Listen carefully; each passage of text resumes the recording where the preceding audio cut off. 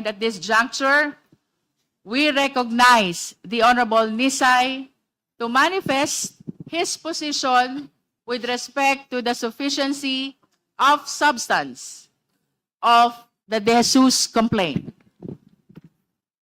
Good morning, Madam Chair, colleagues, and all esteemed guests.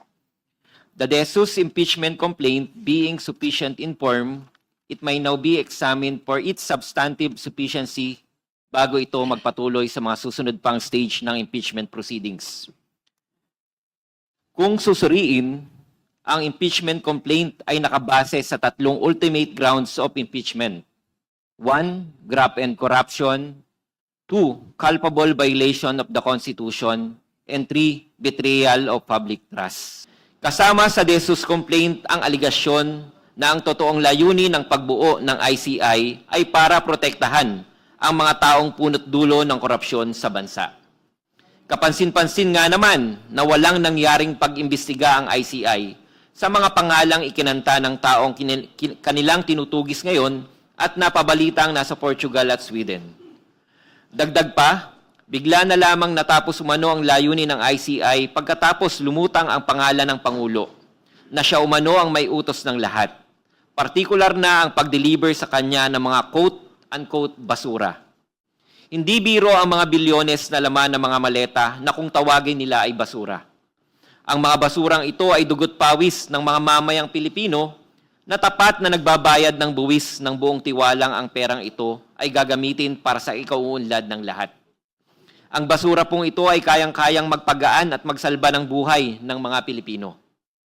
Ngunit ang basurang ito sa kasamaang palad ay di umano ginamit para sa pangsariling interes ng iilang tao lamang at kasama na diyan di umano ang ating Pangulo. Pangalawa, culpable violation of the Constitution. Binanggit na ito ni kagalang-galang na si Father Bernas sa kanyang commentary na The 1987 Constitution of the Republic of the Philippines.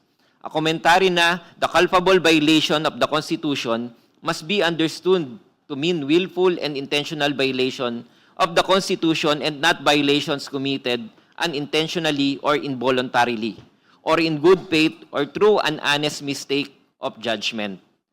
Kasama sa complaint ang aligasyon na nagkaroon ng Pangulo ng pag-bypass sa ating justice system, ng kanyang hinayaang maipadala ang dating Pangulong Presidente sa ibang jurisdiksyon, partikular na sa International Criminal Court para doon litisin.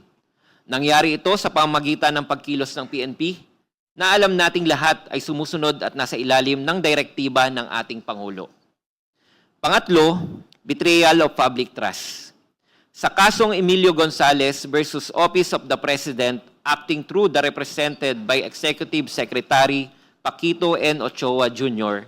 et al., sinabi ng ating Korte Suprema na the Constitutional Commission eventually found it reasonably acceptable for the phrase betrayal of public trust to refer to acts which are just short of being criminal but constitute gross faithlessness against public trust, tyrannical abuse of power, inexcusable negligence of duty, favoritism, and gross exercise of discretionary powers. In other words, acts that should constitute betrayal of public trust as to warrant removal from office may be less than criminal but must be attended by bad faith and of such gravity, seriousness as the other ground for impeachment. Malinaw na papasok dito ang aligasyon ukol sa failure ng Pangulo na ibito ang unprogrammed appropriations at ilang special provisions nito sa ating mga national budgets. Naiintindihan din natin na walang legal duty ang Pangulo na magbito ng items dahil discretionary ito sa ating saligang batas. Ngunit naniniwala tayo na dapat kalaki pa rin ang moral aspect sa issue na ito. Hindi ba naging prioridad at magiging prioridad ng Pangulo ang usapin sa kalusugan at kakulangan dito? Hanggang kailan magiging one hospital away from poverty ang mga Pilipino?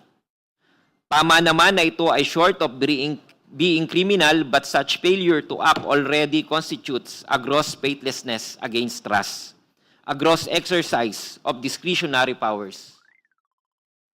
Kahit Korte Suprema rin ay dineklara ng unconstitutional ang pag-transfer ng pondo mula sa PhilHealth na nilipat sa National Treasury.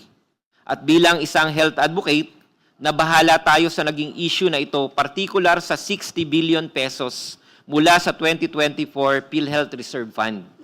Ang pondong ito ay nararapat lamang sa pagpapalakas ng ating universal healthcare system at magamit ito ng mga Pilipinong higit na nangangailangan. Ang pondong ito ay nararapat lamang na matulungan ang mga pasyenteng hirap sa bayarin, maisaayos ang mga hospital at health units nakakulang sa kagamitan at pasilidad, at mapataas ang benepisyo ng ating mga healthcare workers. Naniniwala tayo na kung hindi na mauulit ang katulad na problema, siguradong panalo at makikinabang at mamamayang Pilipino.